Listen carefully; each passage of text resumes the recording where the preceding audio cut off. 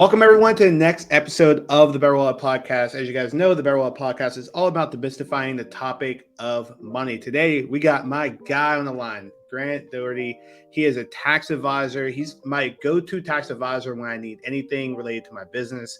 I'm sure he gets sick of me every time that I hit him up. I'll be like, yo, hey, what do you think about this home office deduction?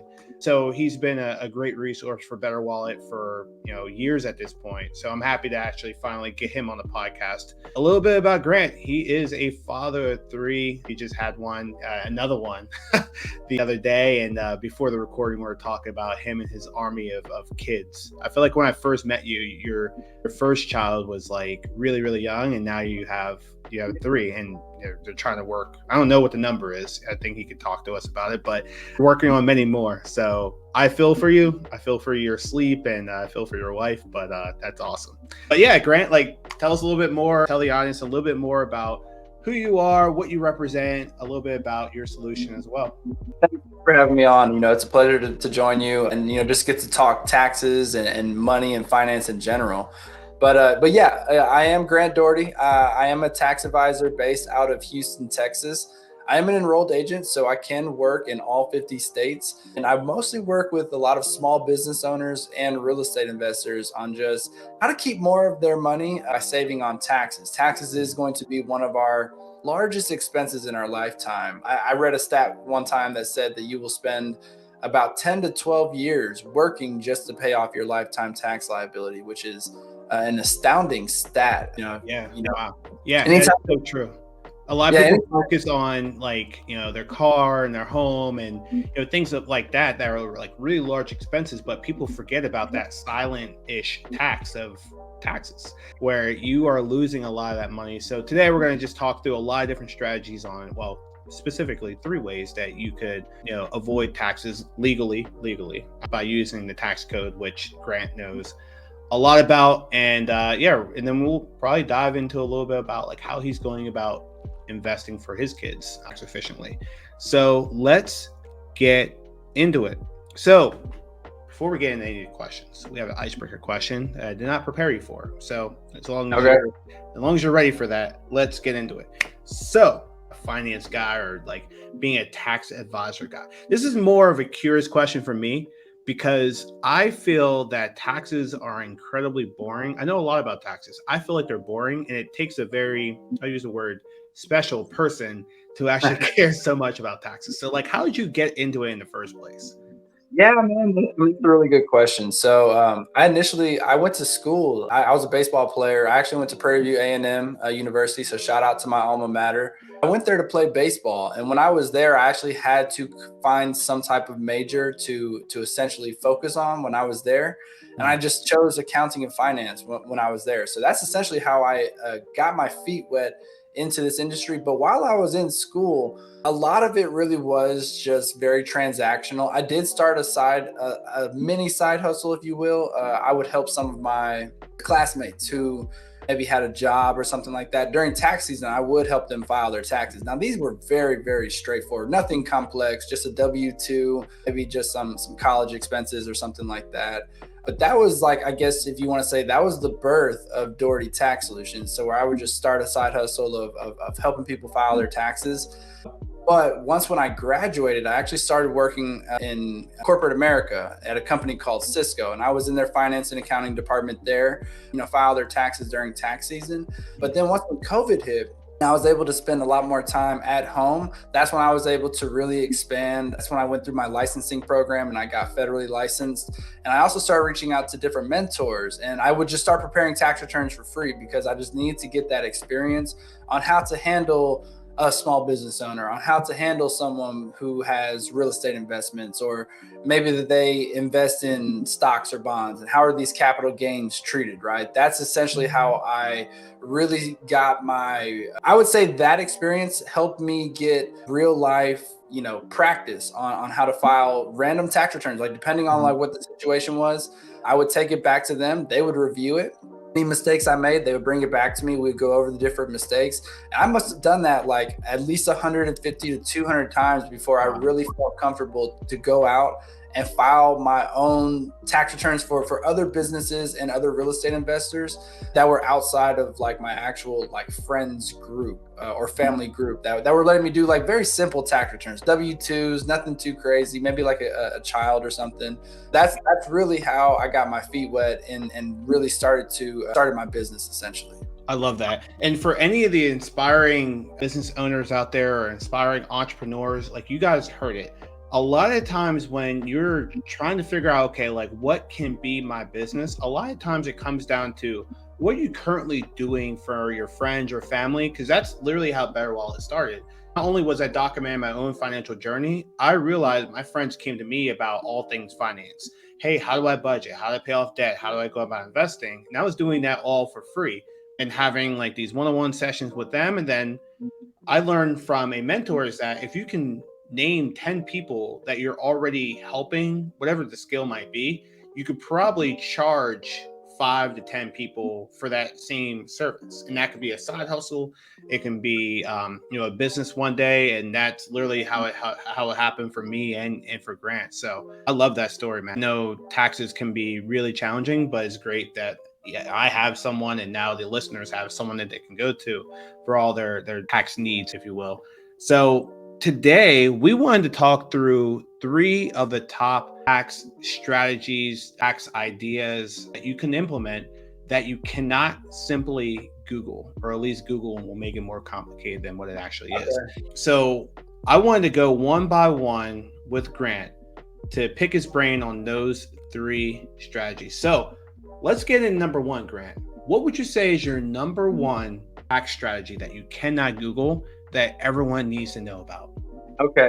Now you may be able to find this on Google, but probably one of my favorite tax strategies, and it really applies to small business owners and self-employed individuals, because the tax code actually, the longer you start to study taxes, you'll start to realize that a lot of the incentives really benefit small business owners and real estate investors, right? So if you want access to the code, you got to do one of those 2 things. And for small business owners, they can supercharge their retirement savings. So everyone knows about a 401k. You can put $22,500 away this year. The tax deduction, it grows tax deferred. And that's like one of the most common retirement plans out there for almost every American that has a W-2 job that essentially offers that as an option. Now, whenever you're self-employed, you're actually allowed to supercharge this, and in 2023, you can put up to $66,000 away into either a solo 401k or a SEP IRA. And if you're married, you can actually double that, so it becomes $132,000 of a potential deduction that you are putting into your 401k to now grow tax deferred. That is probably one of the best tax incentives out there for small business owners, is that ability to really supercharge your retirement. Totally agree. And like one of the biggest tips that I learned regarding that is you can do that even if you have a 401k, right? If you already have a 401k, you can open up a solo 401k if you're a business owner and use both. But then, correct me if I'm wrong, Grant, the aggregate of the contributions can't go beyond a certain amount, right? Correct. So they combine the amounts that you put in, you specifically. But the cool thing with like a solo 401k is that you are the business owner. So you're putting in money on your behalf as an employee and as a business owner. And the cool thing about it is, and I learned this just from the CFP curriculum, is that a lot of these 401ks, I mean, they're designed, the solo 401ks, they're designed to benefit the business owner. So instead of you having to go to your employer and begging for more money for your 401k, you are the employer. So you can control how much money goes into it, which once I changed my mindset as it relates to that, like that really helped me to figure out how I can go about super funding my retirement so I can eventually stop working one day.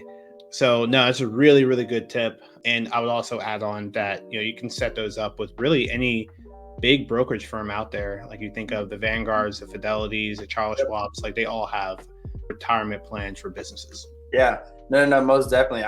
It's one of my favorite deductions. I always tell people it's like a deduction in your back pocket. You don't necessarily have to max it out or put as much money as you can. But one of the cool things for business owners is that You have until April 15th to file your taxes, but if you actually file for an extension, you get until September 15th if you're an S Corp or partnership, but you have until the extension deadline to make those contributions on the employer half to your retirement account. And so there are people right now, it is today is September 5th, 2023. There are people who can make a contribution to their retirement account right now and then still lower 2022 taxes, right? So moving forward, the exact same application in theory going towards 2023, 2024, and 2025. There you go. So that's tax tip number one, guys. So if you have a business, if you have even if you have a side hustle that you're trying to turn into a business, like you want to keep that in mind as a way to decrease your taxes and then also super fund your retirement. You guys know how to go about doing that now. And then also, Grant, don't you have an ebook as well where you talk about that? So maybe we could put that in the show notes if you're looking for even more secrets, but we're going to go over two more here in a second. So let's jump into it. So number two, what would you say is your number two tax strategy for anyone who's like, hey, I want to lower my taxes because I hate giving free money to Uncle Sam? I mean, out there, we're going to kind of come back to our self-employed individuals. Again, the home office deduction is actually, a very common deduction that if you have a designated spot in your home, and this can be your apartment that you rent, it could be your home that you rent or own.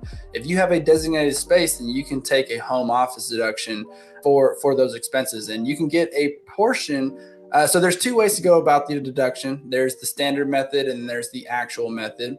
The standard method, you get a standard $5 per square foot of your home office, and very simple. You just take the square footage, multiply by the standard $5 rate, and that's your deduction. And then the actual method requires you to get the square footage of your home office and then the square footage of the entire living space. You divide the two and you get a percentage, and then that percentage will apply to all of your expenses like utilities. If you rent, then you can get a portion of your rent deducted. If you own, then it's going to be your mortgage interest and your real estate taxes, and then other just different expenses that you incur for that home office. Yeah, I think that's a big one. And when I learned about that, I was quickly trying to implement it.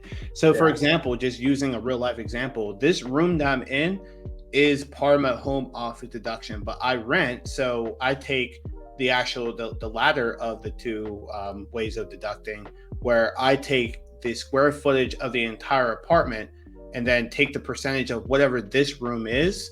And I then use that in order to reimburse myself every single month.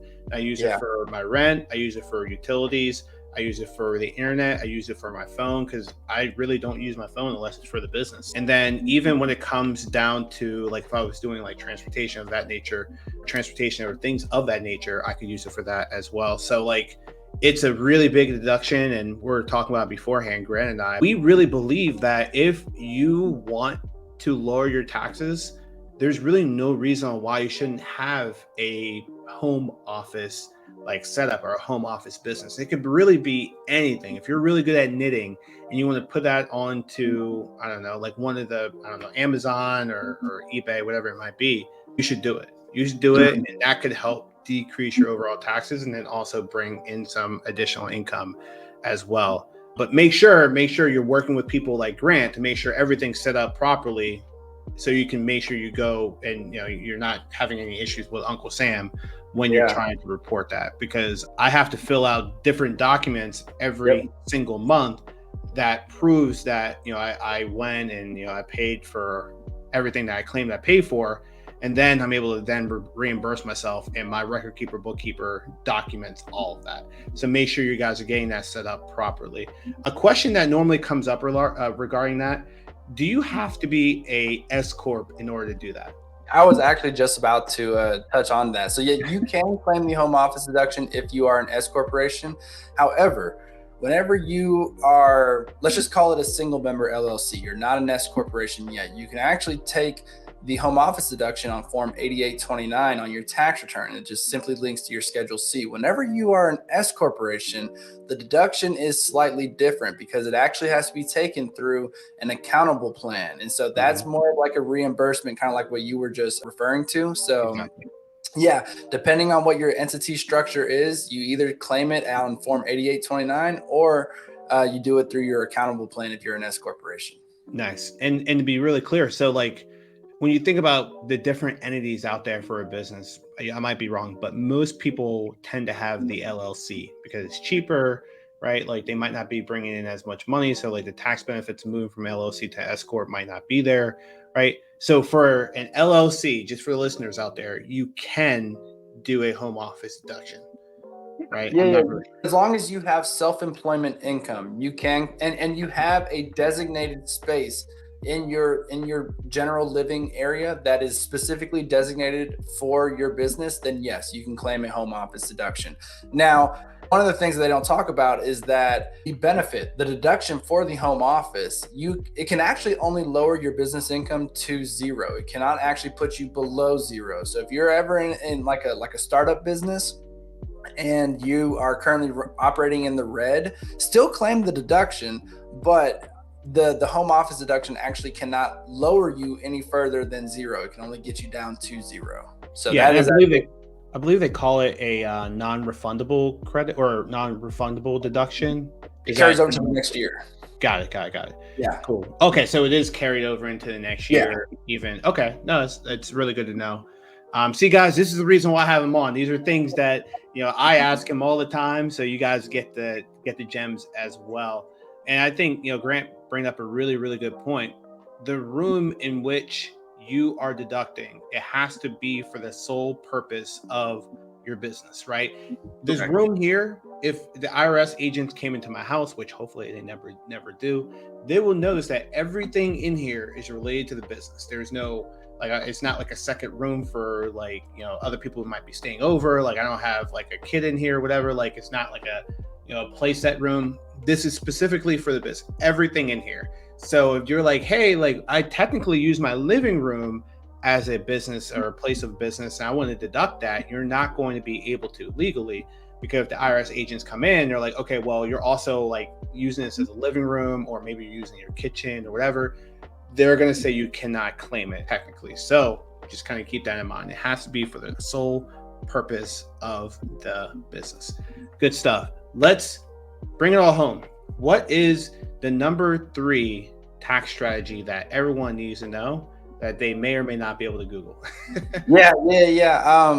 So whenever we start getting into like real estate, right, there's all sorts of real estate deductions out there. And one of the big ones that a lot of real estate investors can capitalize on is cost segregation, which is just a form of accelerated depreciation, right? So everyone listening right now, besides the accountants that are listening, are probably like, what the fuck is that, Grant? In the English, what is that? So break it down for us. Yeah, so depreciation is essentially just the wear and tear of an asset. So if you buy a vehicle, if you buy a house, over time, it costs money to keep that asset running, or there's just wear and tear on that asset over time. And the IRS actually lets you take a deduction on the wear and tear of that asset, depending on what type of asset it is. You could have a 5-year asset, you could have a 27.5 year. So your real estate is going to be 27.5 and 39 year. However, when you buy a property, buying more than just the structure of the building. Sometimes you are buying a property that has a swimming pool in the backyard. Maybe you're buying one that has a driveway, a sidewalk. Sometimes you buy property with furniture, or maybe granite countertops, or there's all sorts of different things, ovens, microwaves, all of these things you buy with the house, but they're not actually part of the structure of the building. Remember, the building is 27.5 or 39 year depreciable life. Well, these other items like a swimming pool and a driveway, those are 15-year items. And then you also have things like granite countertops and ovens, those are 5-year property. And because of bonus depreciation, anything that has a depreciable life of 20 years or less qualifies for this year's 80% bonus depreciation. Next year drops to 60, then 40, then 20. But you can accelerate the amount of depreciation that you claim on those assets. And in theory, this generates a loss. Now, some people can use that loss to offset their income. Other people get stuck with the passive activity loss limitations, which is probably a whole nother topic for another podcast. But essentially, long story short, if you don't want to pay any taxes on your rental income, a cost segregation will essentially help you. Now, not everyone should do a cost segregation because you have things like depreciation recapture if you actually go and sell your property, all sorts of different things to consider. So talk with your tax advisor to see if cost segregation makes sense for you. But to wrap it up, essentially, it's just a way to increase your deductions on your rental properties. Yeah, no, it's really good. Those are straight gems, and I think your son in the background is really, really excited about cost segregation and depreciation. He's like going crazy. I told you guys, he has a complete army in the background. So don't mess with the Doherty family because they have like 50. So I don't know how. I have the door shut, so I don't know how he was able to scream through the door. Yeah, that's the kids, man. They have superpowers. All good, all good. So for anyone who just listened to that segment, right, they might say, hey, like, Grant, give us an example. Like, let's say I have a car that I'm using for the business. Maybe walk through high level how you can go about deducting that and making that a loss in your tax return. That's a really good question. So whenever it comes to vehicle deductions, those are actually one of the most disputed deductions according to the IRS. So they actually require you to keep all sorts of documentation in order to validate that deduction. So the first thing I would say, download an app like MileIQ or TripLog or some type of app to help you document your miles, because you will need to document what was business miles and what was personal miles. Now, again, there is a standard and an actual method that you can take to get your deduction. Standard method, you just take your total miles driven, multiply by a set standard rate for the year, and boom, that's your deduction. Now, there is the actual method where you have to document what was the percentage of business use compared to personal use. And you take that percentage and you can deduct all of your expenses like gas, repairs, tire changes, and even depreciation. Now, depending on what type of vehicle you are getting, dictates how much depreciation you can get, whether it's over 6,000 pounds or under 6,000 pounds. Essentially, when it boils down to it, you have to have a business. So you have to be self-employed of some kind, have self-employment income. And you have to document and track your miles. That is going to be the best way that you can essentially get vehicle deductions and use that to, offset your income. Wow. No, it's really good information because I know I get that question often. It's either that question, and maybe I'll have you answer a bonus question here in a second. The number one question is like, I hear all the time these gurus talk about you can deduct this G-Wagon, right? Like you could buy a G-Wagon and deduct it. So I normally get one of those two questions, and normally I just tell them you need to go to an accountant and like talk to someone about that, or a tax advisor. But because we have a tax advisor on the line and we get him for free, so what are your thoughts when it comes to that? If someone says, hey, like, make money with Lauren. Hopefully that's not a real name. Make money with Lauren. She recorded a reel. She's stepping out of a G-Wagon. She says, I can help you deduct this G-Wagon, and all you need to do is like buy my course. Like, is that true? Like, can you actually do that? Set the record straight. In order to deduct anything on your tax return, in regards to like a business tax return, in order for the expense to be deductible, it has to be ordinary and necessary for you to incur in order to make a profit. So, for example, I am a tax advisor, but 95% of my work is all remote. I work with people in different states, and I do a lot of Zoom meetings, right? So I don't really have too many legit reasons to take my vehicle and drive it for business use, right?